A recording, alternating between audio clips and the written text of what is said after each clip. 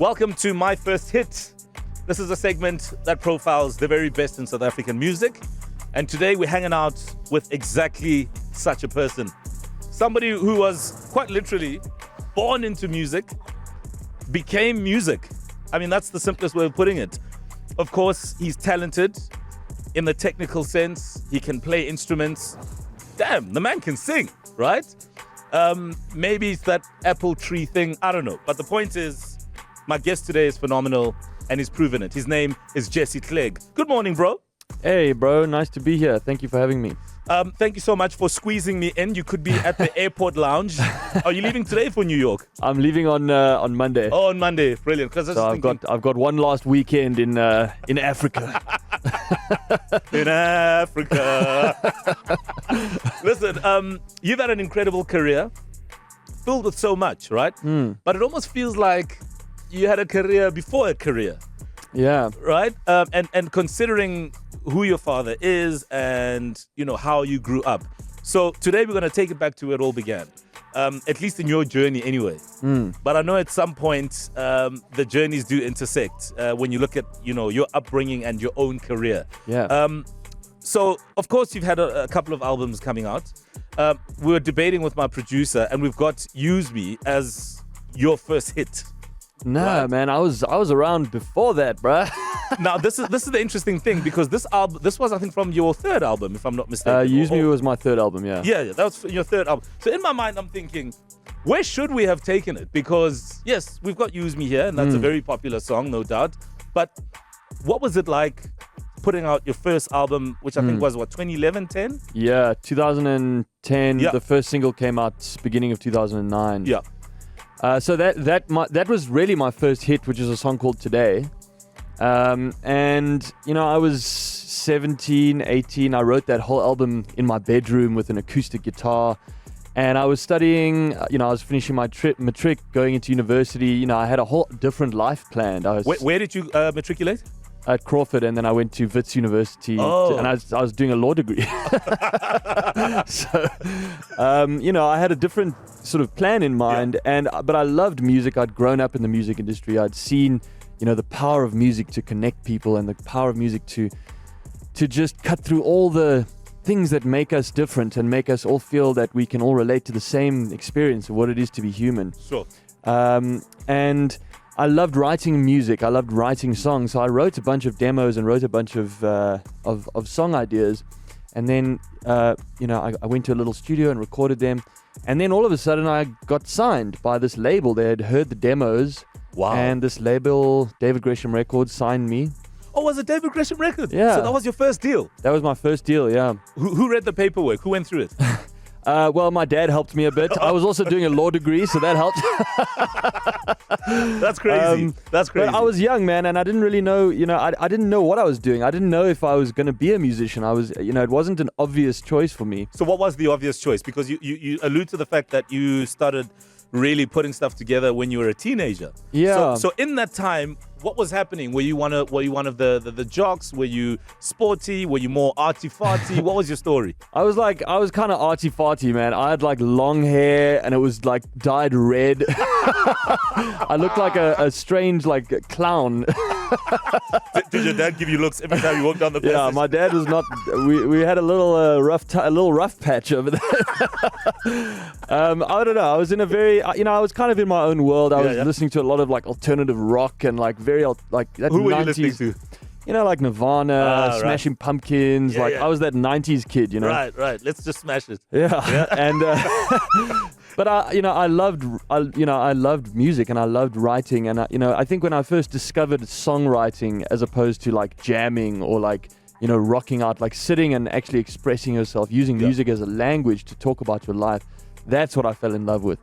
And when that first album came out, you know, I was literally starting my degree, so I was like I had a whole different sort of route planned, and then the album started doing really well. In fact, 947 was like the first station that started playing my first hit, and what would we call then? Highveld. Highveld stereo. Yeah. I remember that interview, man. It was like my first interview Who was ever. it with? Do you remember? It was with Zane. Oh, right. Zane. Right. And I walked into the station. I didn't know what I was doing. I mean, I'd seen my dad do it a million times, but I'd never done it. And I remember sitting in the thing, and he was like, "Bro, I've got a surprise for you." I was like, "What?" He's like, "Dude, your song is at #1 on the chart." Get out of here. I was like, "No way." That's crazy. And meanwhile, the law thing is kind of now moving further and further back. Yeah. Right? Well, I mean, so I think my family and my dad, they always had a very deep connection to academia. You know, my dad lectured at Wits for 10 years. Yes. And my parents met at Wits. They both had a very deep respect for academia, and so I knew that I wanted to finish my degree. I knew that I loved it, and there was a part of me that could go in this way. You know, so I did an honors degree in English literature. I finished my BA law degree, and there was a lot of I actually got a lot of value from that, and it expanded my horizons. You know, it made me a better writer. It made me a more mature person, and it gave me some legal background. It made me read lots of great books, and it just gave me a deeper vocabulary as an artist and as a human being, I think. Yeah, so now you go through your own contracts. I love that. Yeah. Now, I'll tell you one thing, man. Knowing how to read a contract in this industry, I mean, man. Yeah. It's the real deal. Yeah, there's a lot of pitfalls, and I think to have a sense of how, business is done and having a little bit of understanding of that helps a lot, man. Absolutely. Singer-songwriter J.C. Clegg joins us. It's my first hit, and of course, we're going to kind of pick and choose like what we've done right now. So here's what we've picked. It just feels right. I haven't even talked about this song yet, but, let's play it. We'll get there. He's our guest today on My First Hit, J.C. Clegg, and that's just one of the songs that came just further down the line in his career with Use Me. I think the album is Things Unseen. Yeah, that's it. Yeah, what is that? Album number 3. Yeah, I mean, that was an interesting album, man. I really wanted to change up my sound, and I wanted to do an album where I didn't play guitar. I'd written my last 2 albums completely on my own, just on guitar. I felt like I'd kind of finished that phase of my music, and I wanted to start collaborating. I wanted to start incorporating like more studio and more like synth sounds. I wrote stuff on piano for the first time. So that song actually was the beginning of a new kind of era for me, and it was a really exciting time. And it's scary as an artist to try something new and to change up your sound. And when it connects with people, it's like, oh, this is a whole new dimension. This is exciting. Sure, and it isn't born out of nothing. And in your case, already you were on the road in terms of music, putting out albums. I mean, I think your second album was recorded overseas, if I'm not mistaken. Yeah, I did that in Canada. In Canada, exactly. You worked with like a Grammy award-winning producer. Yeah. David Bottrell. He's a Grammy-winning producer, and I spent 5-6 months there finishing the album. I was also finishing my honors degree, so it was a very intense year. But it was a great experience. It really gave me a sort of a more international feeling about how to come to my music. It's very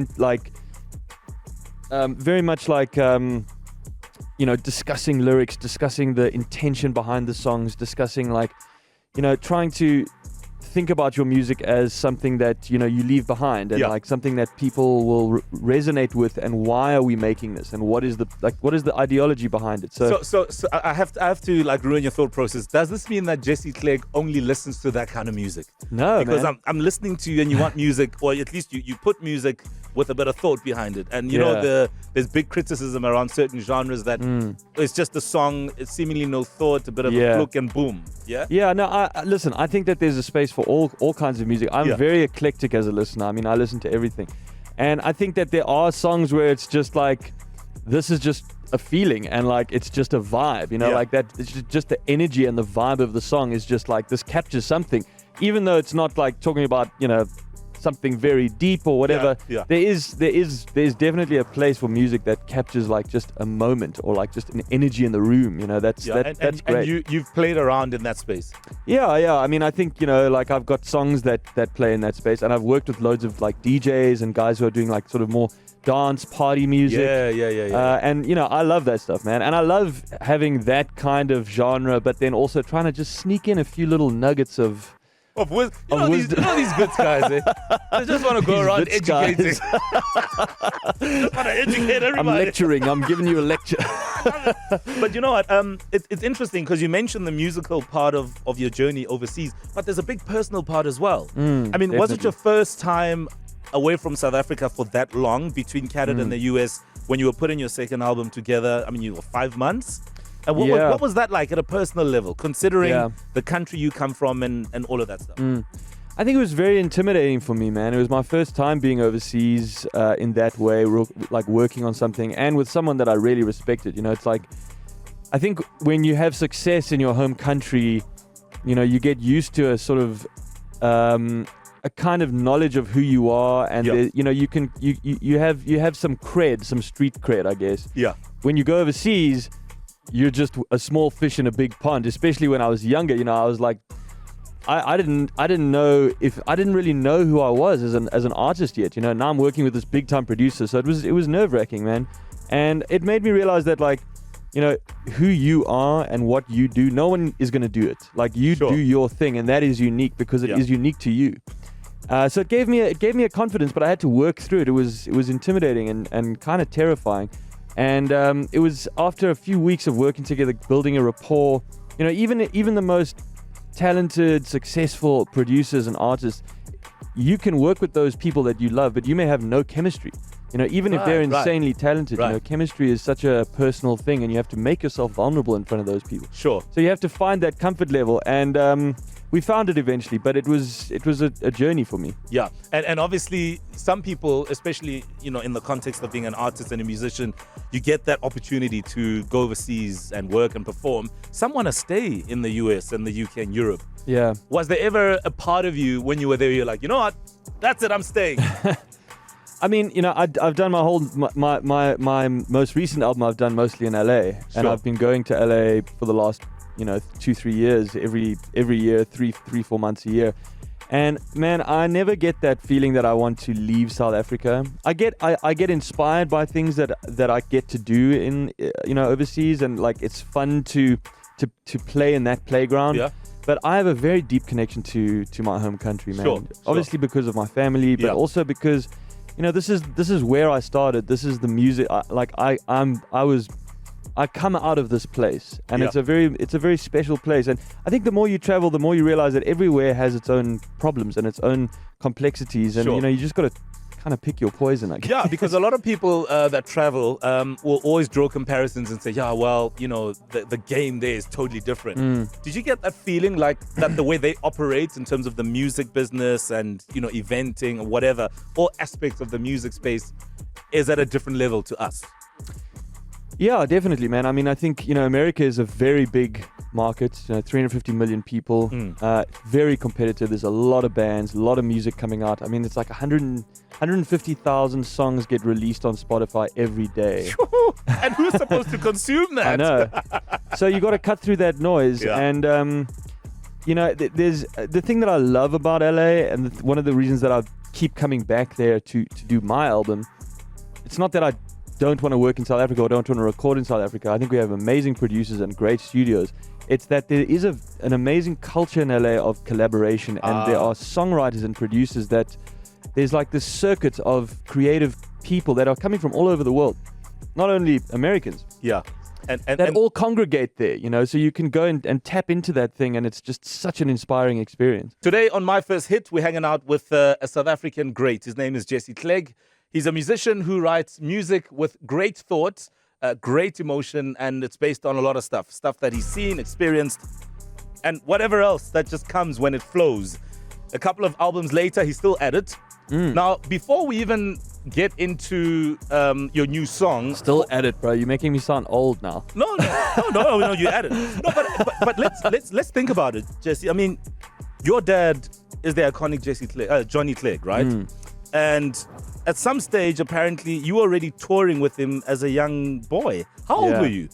Well, I was touring with him as in like I was on the road and I was Yeah, yeah. experieing tour life. You know, from when I was born, you know, from when I was born to about 6 years old, I spent, you know, probably 6 months of the year on tour in airports, hotels, backstage at shows, you know, from when I was a baby, man. Did you know what was going on? Yeah, I mean, I did. And From what you remember, anyway. yeah, and but I also didn't know that it was unusual. Like you have nothing else to compare it to as a right. child. You don't know that this is not a normal upbringing. Yeah. And it was beautiful because I got to see the power of music and I got to experience music from lots of different cultures. My dad was doing world music festivals, seeing a lot of African music, seeing a lot of French and European music and American. It was such a cultural, it was so rich culturally. And then I also got to experience the discipline that it takes to be a musician, man. My dad was away a lot. The family was apart a lot. I mean, I saw that there's ups and downs. A life in music it's not just glamour. You kind of see the other side of it. You see how hard it is. Yeah. All the traveling, man. So I kind of got a very realistic sense. I got a sense of the magic, and I also got a sense of the discipline and the hardships. So I think when I went into it myself, I had a very the veil had been lifted. I knew what I was getting into. That's what I was going to say, because it's almost like a precursor to the life that you're living now. And I'm just thinking, how with parents and the things we want to do with our lives, did your dad see the gradual interest growing in you to do music? Or was it something that surprised him to say, no, but wait, son? I don't know. I mean, I think that he just wanted me to do what I was passionate about. Right. He wanted me to finish my degree. Yeah. He was like, dude, just have a backup plan. Trust me, this game is crazy. But he knew that I loved it, and he respected my songwriting, man. I mean, and for the longest time, we never really collaborated. I spent, my first sort of 5 to 8 years of making music. We didn't even appear in a photo together. I remember when my first album went gold, and then it went platinum. And we had this media party to celebrate. Yeah. My dad wasn't there. I was like, Dad, you can't come. So you didn't you didn't want him to rain in your parade, No, I just wanted it to be I'm separate, and I don't want to rest on his coattails. Is that how you feel to say? Yeah, I wanted to find my own journey and walk my own path. Yeah. But then in 2016, 2017, when he was diagnosed with cancer, and we knew that our time was limited. Suddenly I realized that I was going to regret this my whole life if we never got to actually connect through music, because we were so close, man. Wow. We had such a deep, he was my father, my role model, but he was also we were close friends. We had a very deep relationship. And when we finally made music together, I ended up co-producing his final album and writing with him, and he did a farewell tour that was around the world. We went to America, Europe, Africa, and we did this tour together, and it was this amazing father-son road trip around the world. It was 6-7 months on the road, playing shows every night. That's a dream for anyone, to roll with dad. It doesn't matter what it is, right? Yeah. And also he was in chemo. He wasn't well. We knew the time was limited, so it had this very special resonance, man. Yeah. And it was a farewell tour. So every single show we played was his last show in that place forever. So it was just it was joy and sorrow, and it was celebration, and there was tears, and it was just, man, that tour was a really deep and intense experience for both of us. And I can only imagine that experience is going to stay in you forever, firstly, and that there's probably going to be a lot that you're going to put out musically that's going to reference to that. But let me not burst your bubble. Let me let you just be the one to go through it all. So look, we don't have a lot of time, and I know my producer's going to start waving his finger.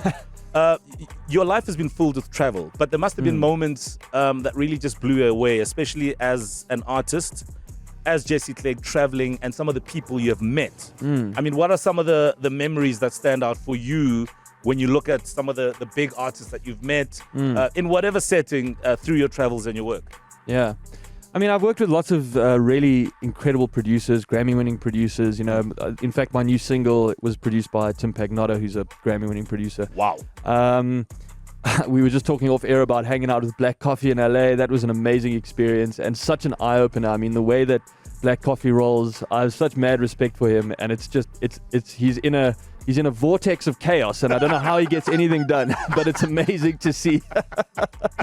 My deep friend Nick Patrica is the lead singer of a band called Walk the Moon in America. They're a platinum selling band in America. Sure. I've written and worked with him for a long time. Sure. And yeah, man, I mean, you run into artists all the time. I mean, there's that's the thing about LA. It's such a melting pot, and the ceiling is so high.